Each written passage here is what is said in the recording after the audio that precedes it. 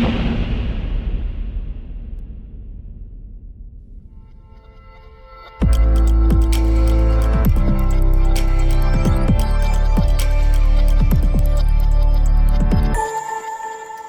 Ciummei, welcome to the Iconoclast 1-to-1. Thanks for joining me today. Thanks for inviting me. You were on the Iconoclast Roundtable, and what you said had everybody pretty spellbound at the end of that. And we've had tremendous feedback from those who watched that show, and people really wanted to know more about what you were talking about. And obviously the key message that you were giving was about the vaccine passports. So what's going on? They're not vaccine passports.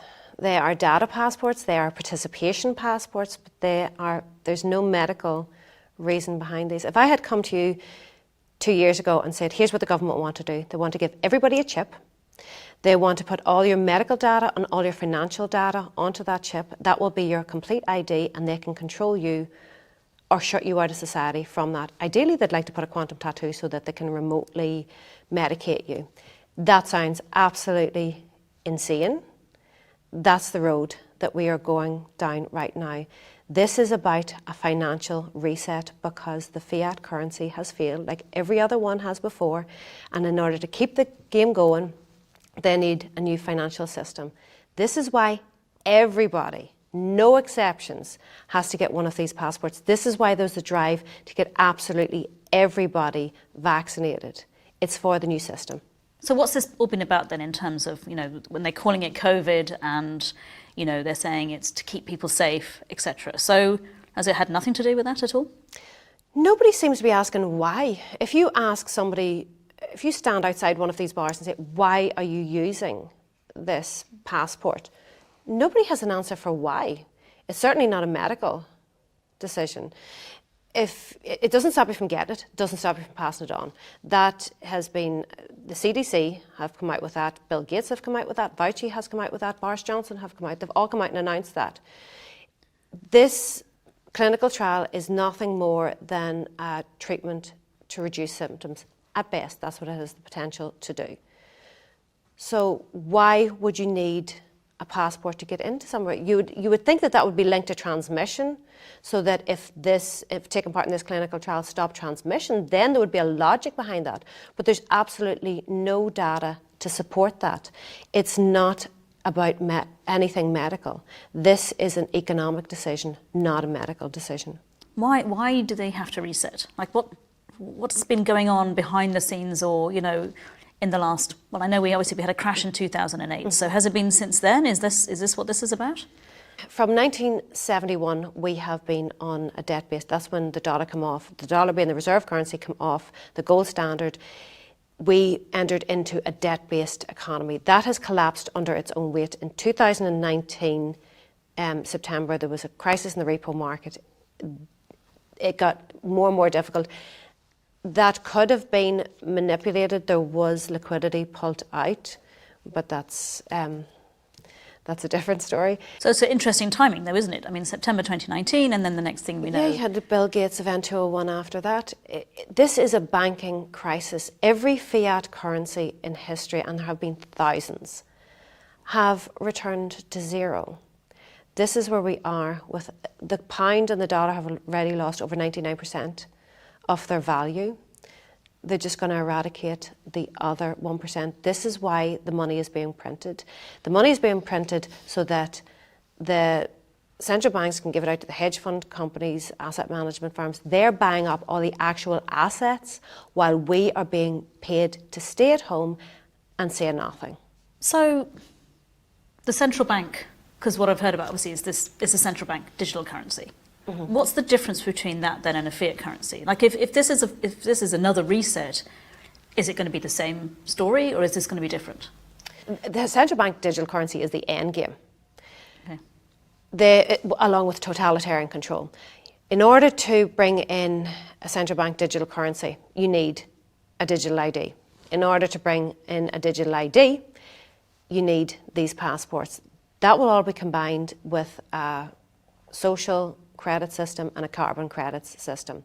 Central bank digital currency has all the good aspects of a fiat currency for the government and nothing of what is good for us. The only benefit we have of a fiat currency is basically it's backed by nothing. It's a currency because the government say it is so.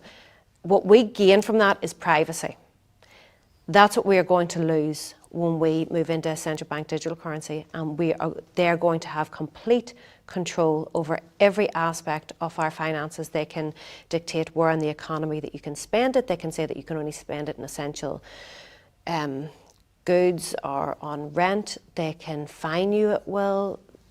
They have complete control over every aspect of your finances. Now, when you link that into a social credits concept, they can sanction you or reward you. This has already been trialled in, I think, a province in northern China, where you go from a AAA rating down to a D rating. AAA, you get preference for jobs, your children get preference for schooling. D, they can take your qualifications off you.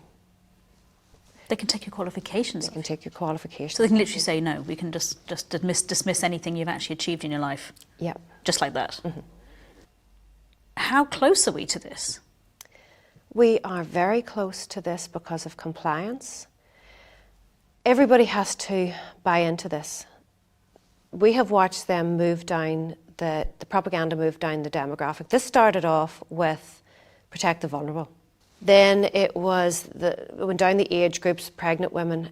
Now it's children. Everybody, without exception, has to buy into this. This is the new financial system. Why do they need children? Children are earning, they're not, So right now, why are they after them right now?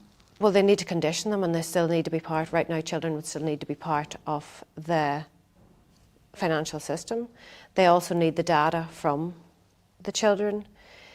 We're moving into AI technology. Mm-hmm. Data is the new gold. Energy is the new currency. Data is the new gold. With the children, they have them from a young age. They can track their behaviours. AI is only as good as the information that goes into it. So if you are gathering all this data from the children, you can program AI. Under the Obama administration, his last day in office, there was a paper that backed up by MIT that 83% of all jobs earning $20 or less will be automated away by 2030. The future is AI. They need the data. So that's a tremendous number of people, surely. Mm-hmm. So what's going to happen to them? Universal basic income.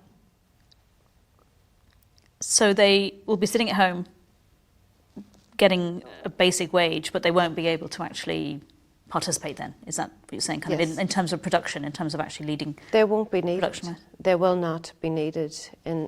With the way technology is going, they're expected not to be needed. Okay, so this sounds absolutely terrifying and complete doom and gloom. Is it inevitable? Are we absolutely going to end up where these people who are organising this actually want us to go? If we continue to comply, yes. The target is small to medium businesses because they account for 60% of all jobs, and the target is the children. I don't know why anybody would let their child take part in this clinical trial. They're of virtually no risk. There's more risk of them drowning. Even if it was 100% safe and there was long-term data done, why would you let your child participate? There is a push right now, as I say, it's moved down the demographic. The push is now for children. I know in the north, it's only just the vaccination for children only just started. Already 25%, just over 25% of 12 to 15-year-olds have taken part. 56% of children aged 16 to 17 have taken part. They have to get them into the system. So in order for this new financial system, in order to participate in society right now, we have to have these passports. So how can they logically exclude children? How can children go to restaurants? And this is the coercion that they're going to use to get the children. The same coercion that they used for us. They're saying that if they want to go to teen discos, they're doing the exact same thing with children. They are going after the children right now. And I think for anybody who did take part, they were lied to about that it protected others. There is absolutely no... Well, and also that it was safe. I mean, you know. Yeah, because there was no... Short-term studies, they could maybe say that it was safe, but they were told that it would save others. It doesn't. It's a selfish act to take. It doesn't do anything for anybody else. So if they were told from the beginning that you're not really, at best it's treatment to reduce symptoms. You're not covered for the first 2 weeks, but you're not really covered until you get the second one, and it wanes after 6 months. So you're actually only covered for 4 months. This is the information we know right now. Yeah. Why would you be getting your children it? If you know that at best it only protects you for 4 months, why would you be getting your children? It's simple. Let's be real, parents. It's so that your children can participate in society. That is the only reason that you are taking them in and getting them it. You're taking a risk so that your children could participate in society. We have to have these passports to participate in society. The next move is that we have to have a central bank digital currency wallet in order to participate in the financial society. So what do we do? What does the ordinary person in the street do? What does a small business owner do? We need some solutions here, because obviously that is pretty dystopian. For a small to medium business owner, what they need to do is absolutely do not comply. Their threat is unlawful fines. Their business will be gone anyway. They're under attack. These businesses have to be eradicated in order for the new system to come into place, because they need you dependent on the state for the social credits, the carbon So you're credits. saying that even if they do comply now, essentially they're going to try and find another way to squeeze them out? Well, they have reduced their footfall. It started with nobody could participate in society. Then it was if you comply, you can participate in society. Then it's going to be if you adopt central bank digital currency, you can participate in society. And then it's going to be social and carbon credits. So for these businesses, they could just decide to, I think it was after World War I, taxes were 90%. They can just go straight into their account and tax them 90%, whatever they want. They have complete control. But they want them gone because they want to eradicate any independence. So they need to not comply. Those businesses, especially restaurants, they're dependent. They have a small profit margin. They're dependent on footfall. The government is dictating who their customer base is. That they're telling them that it's unlawful, that is not true. It's a mandate to serve a particular portion of because a lot of society. people say, the excuse is, so you're saying, why are businesses participating? Or if you were to stand outside and ask them, well, why have you implemented this then? They will say, we have to, it's the law. So that's not true? No, it's not the law. It's not the law. It will be challenged. The challenges are being held back. But no, it's not the law. They are complying. Everything is based on compliance. These fines are not lawful. They're being challenged right now. So, but in the meantime, your business is being wiped out. They have subsidised these businesses in order to create a loyalty to the government rather than to the customer. They won't survive the other side. It's up to people if a business puts out that you have to have a passport to enter the business, I'm not showing my papers. I know how this works in history. Yeah. I'm not showing my papers to enter a business because there's absolutely no reason for you to need to know my vaccine status for me to enter your business. It's not a medical decision, and I know how it's going to work out economically. But particularly because it's been shown that it's not stopping transmission. I think that, and it's such a good point, that people are taking it actually to protect themselves, maybe at best. Mm-hmm. And the reality, really, and even people who are delighted with a recovered certificate, they still have to show their medical information. So they're still part. So they kind of feel, oh well, I haven't had the vaccine, so I'm kind of cleverly avoided that. But they're still in. So the reality is, it's going to move on probably from vaccines, and it's going to be something else. What happens when your 9 months runs out?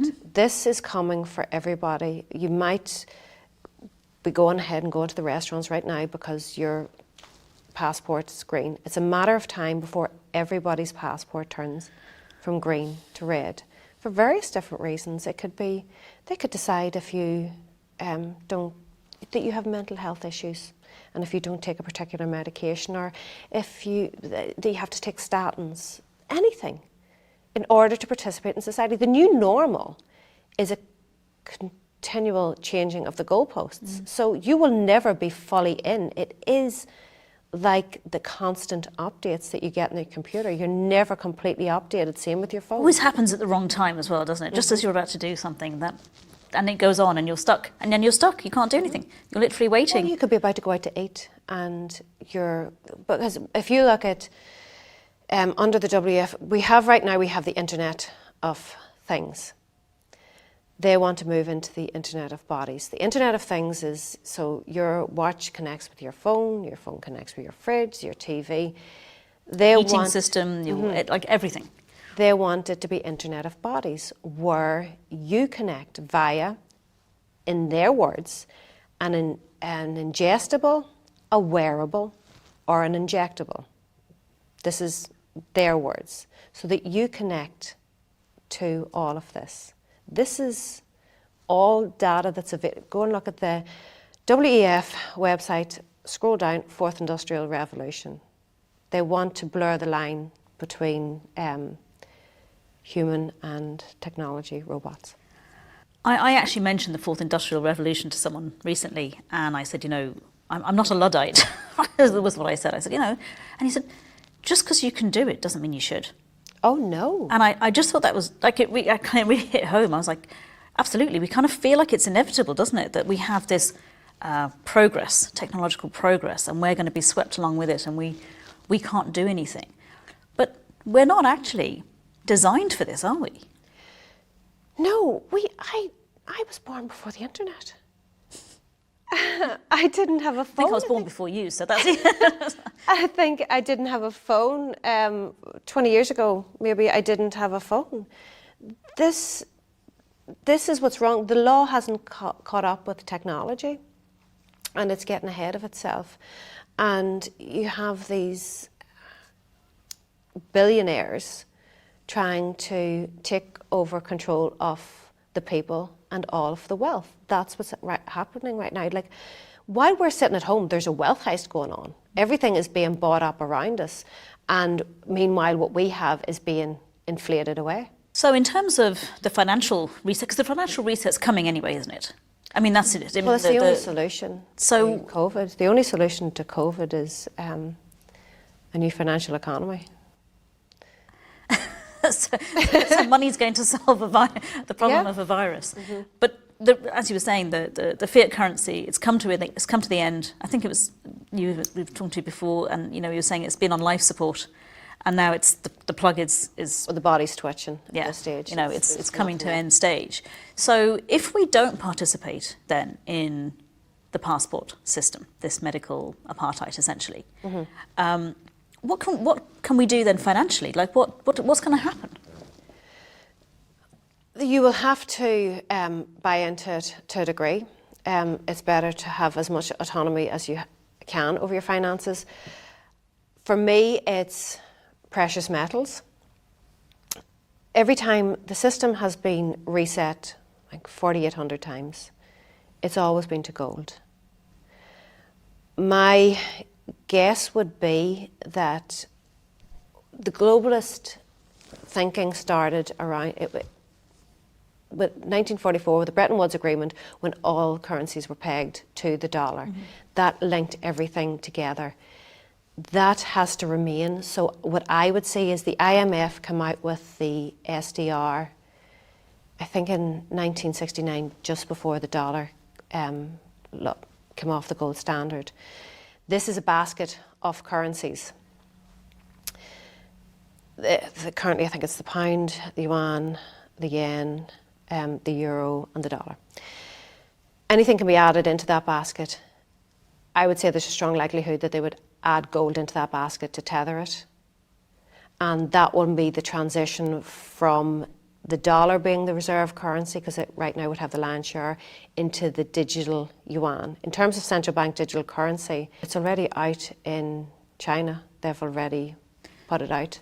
But are trial in it. other countries investing in that, or is it just You more? have Bitcoin, you have Fedcoin. Yeah, if you look, every single country, euro, they're all moving into a central bank digital currency.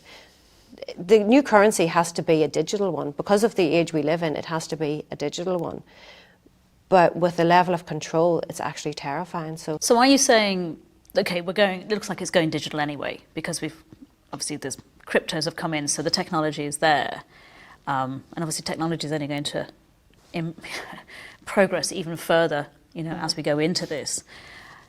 Is it that we're still going to be with a digital currency with gold and silver, precious metals, things like that in there? But if we didn't participate in the passport system, it would still be that, but with less control from government and central bank. Is that what you're saying?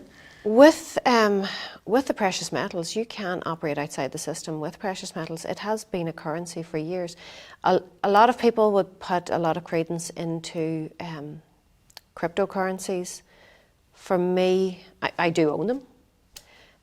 There's some that have functionality, but Bitcoin, while it has a mechanism to control quantity, it doesn't have a mechanism to control its value. It's very volatile. It's not functioning as a currency right now, and it is almost like a fiat currency in that it's backed by faith.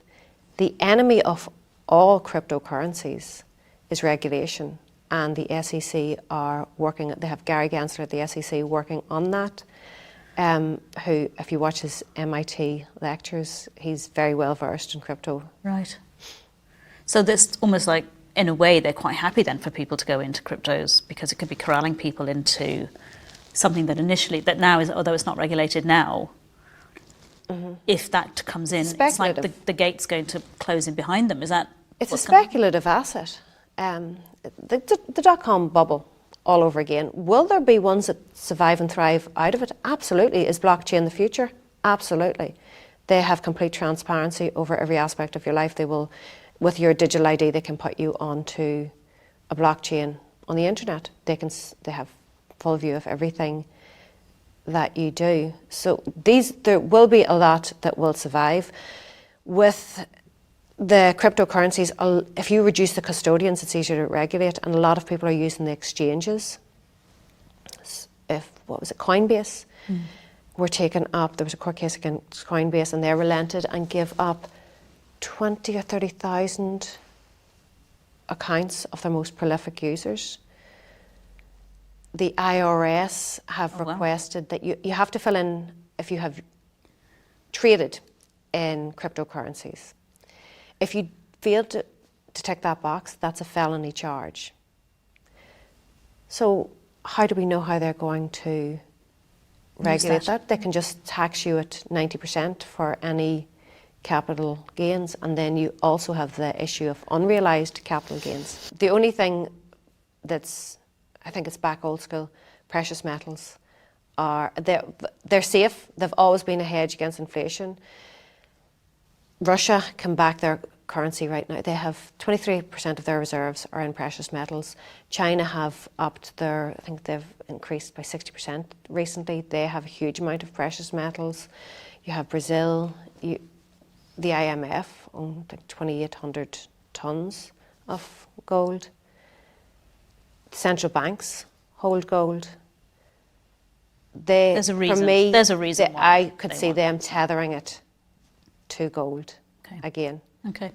So, from what it sounds like, don't participate in the passport system if you're a customer or a business. Keep your kids away from participating in the system. Precious metals seem to be, a way of certainly. It's not necessarily an investment, but maybe it's like a secure. Precious metals are not an investment. They're a way to protect your wealth. In terms of what you can do, first thing you need to think of is, what future do you want for your children? Because you might think you're okay now, but this is the future that you are building. You're building your own prison. You're building a prison for your children. It's a series of dominoes. Take out those dominoes. It starts with vaccine passports. They're not vaccine passports. They're data passports. Data is the new gold and energy is the new currency. So take that out and everything falls apart. And the economy, honestly, the economy is failing anyway. They're trying to put in this new financial system. Either way, you need to prepare. You need to ask yourself, are you prepared? Financially, are you prepared? That was the only thing that was addressed through the whole collapse. They only addressed the financial aspect. You were given money to stay at home. Are you prepared spiritually, emotionally, physically, mentally? Because this is coming. There is no going back to the old world. This is the new world that we're going to be living in if they succeed. I don't feel that they will succeed. Maybe that's optimistic. I like your optimism. Well, when freedoms are reduced, eroded away, empires tend to collapse. That's the Roman, Ottoman, French Empire. That's why they collapsed. So I do have hope, but protect your children. Do not let your children participate in this passport system. Know that if you do, for the sake of going to a restaurant, that you are leading them into a social credits system and slavery. The consumer economy has failed. We're moving into a credits economy where now the rich can buy credits, but that's the world that you're going to be putting your children into, a credit system where they will have to work off the debt that has been accrued. So it's like they've waged war against us. We are at war. Australia knows it, New Zealand knows it, Austria knows it. They're all out on the streets. We absolutely are at war. In a war situation, there is collateral damage. That's where we are standing with these injuries and deaths from this clinical trial, that they're being completely censored. That information is being completely censored because it's essential to get us all on board. As I say, no exceptions. So we are in a war situation against a takeover, a globalist takeover from NGOs, non-government organisations, the WEF, IMF, UN, all of them. These billionaires and technology companies are dictating the future of humanity. And if we don't stand up, we are running out of time. And we need to stand up. And it's simple. In a war situation, men have been frontline at war, losing their lives. All we have to do is say no. That's all we have to do. Just mass non-compliance. That is the solution to this, is mass non-compliance. Well, I heard that expression last year for the first time in terms of the context of this, and I really didn't get it, I have to say. But really hearing, what you're talking about and really where we're heading, if enough people comply, and the reality now is we are the majority. So if enough people stop complying and say no, surely there's enough of us to turn this around. The people have the power, and they know that. They have been controlling us. They know our psychology. Unfortunately, we are not as unique as we think we are. You'll be very aware of that. We're not that complicated. Yeah. So they have this knowledge at their disposal, and they're using it against us. What they don't seem to budget in is human spirit, intuition, and spirituality. And that's what we need to use. We need to look at our children and think, my job is to protect you. This is the world that we want to build for our children. Build that world. Don't wait for somebody else to build it. And there's no going back, is there? I mean, it's gone. Normal as we knew it is gone, but the new normal, that seems like it's down to us. No matter what, there's no going back. It's gone. All that they're trying to do right now is keep the system alive long enough in order to bring in the new system. They're not trying to fix anything. They're not trying to bring anything back. They're telling you, the build back better. What does that tell you? You have to destroy before. That's why the economy is being systematically collapsed. Build back better. It's their version of better. Their version is the social credits, the carbon credits. They're moving away from fear into guilt, that we are responsible for the world breaking down and dying.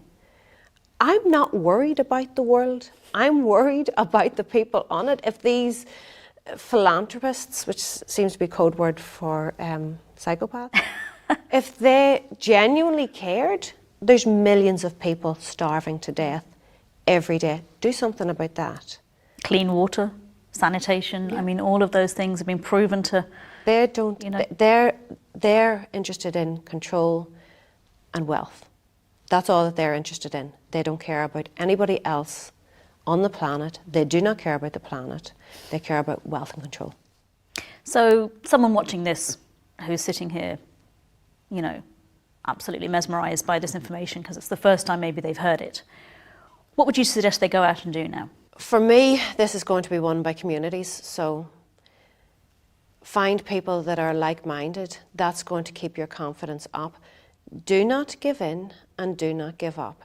If you give up now, if we don't fight this now, we are giving our children twice the battle.